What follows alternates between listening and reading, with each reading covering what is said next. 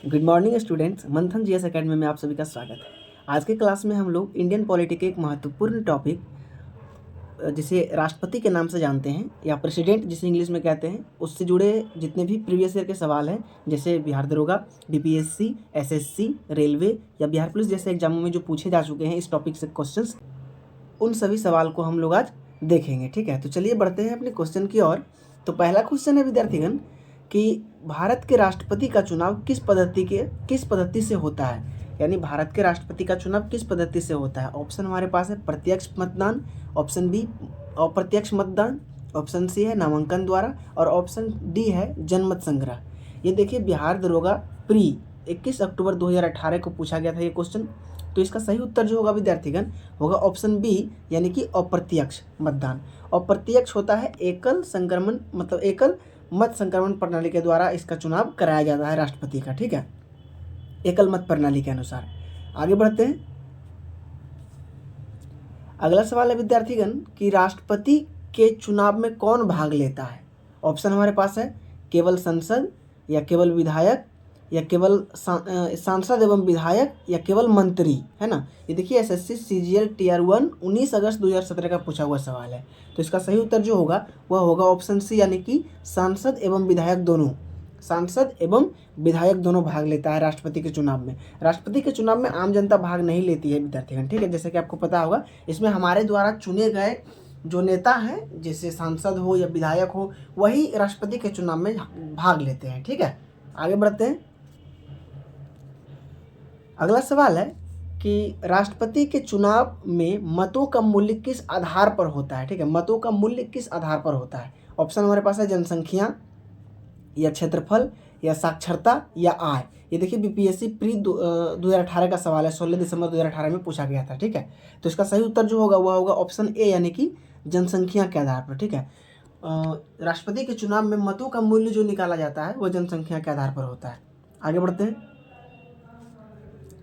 अगला सवाल है कि भारत के राष्ट्रपति का कार्यकाल कितने वर्षों का होता है। ऑप्शन हमारे पास है 4 वर्ष, 5 वर्ष, 6 वर्ष या 7 वर्ष।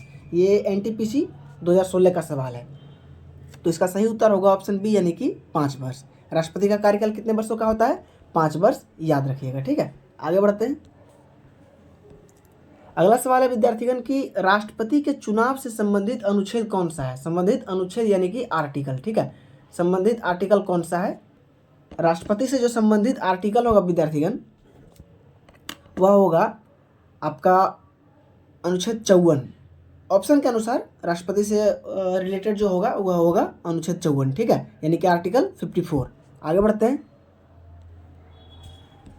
अगला सवाल है कि राष्ट्रपति बनने की न्यूनतम आयु कितनी होती है, यानी कि कितने वर्ष की अवस्था में हम राष्ट्रपति बन सकते हैं, कम से कम कितने वर्ष के अवस्था में हम राष्ट्रपति बन सकते हैं। तो ऑप्शन आपके पास है कि 25 वर्ष, 30 वर्ष, 35 वर्ष और 40 वर्ष। ये देखिए बिहार पुलिस दरोगा प्री, यानी कि दरोगा प्री 15 अक्टूबर 2017 का पूछा हुआ सवाल है। तो इसका सही उत्तर जो होगा ऑप्शन सी, यानी कि 35 वर्ष।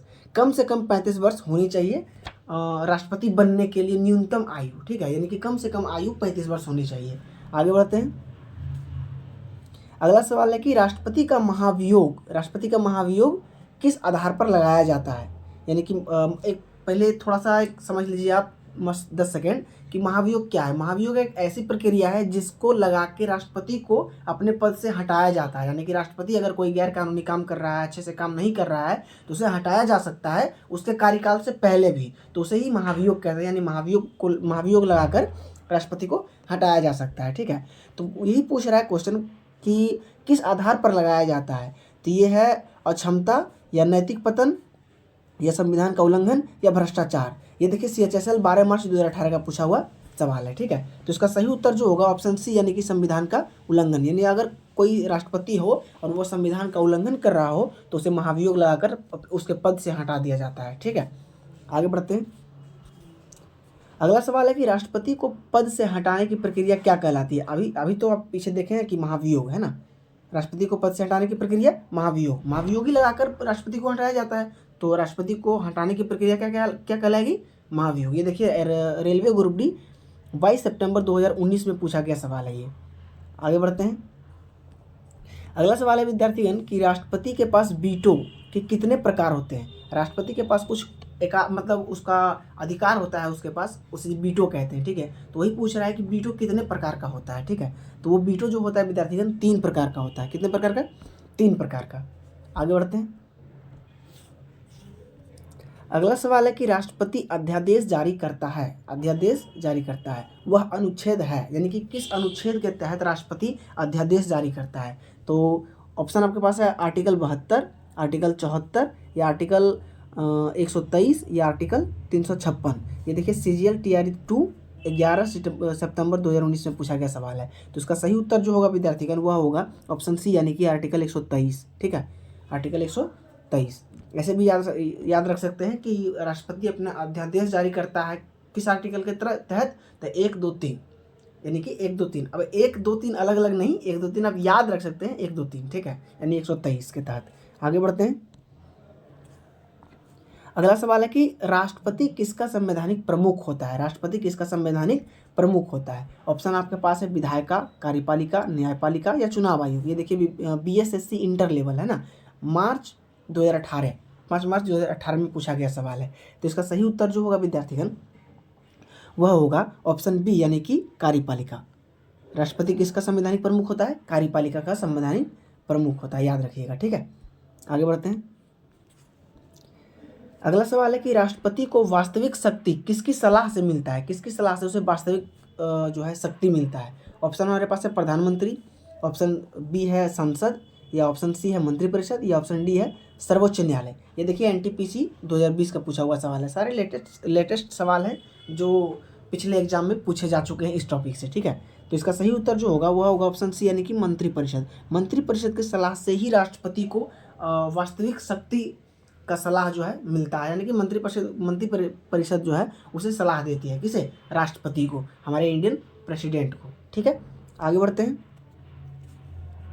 अगला सवाल है कि राष्ट्रपति को क्षमादान, ये देखिए मुख्य क्वेश्चन हो सकता है, यानी इंपॉर्टेंट क्वेश्चन हो सकता है ये, कि राष्ट्रपति को क्षमादान देने का अधिकार किस अनुच्छेद से मिलता है। ये देखिए दरोगा में पूछा गया सवाल है, अच्छा सवाल है। 3 नवंबर 2019 को पूछा गया है दरोगा में, ठीक है, कि राष्ट्रपति को क्षमादान का अधिकार किस अनुच्छेद से मिलता है। तो इसका सही उत्तर जो होगा वह होगा ऑप्शन ए, यानी कि 72। आर्टिकल 72 के तहत जो है राष्ट्रपति को क्षमादान का शक्ति मिलता है विद्यार्थीगण, ठीक है। आगे बढ़ते हैं।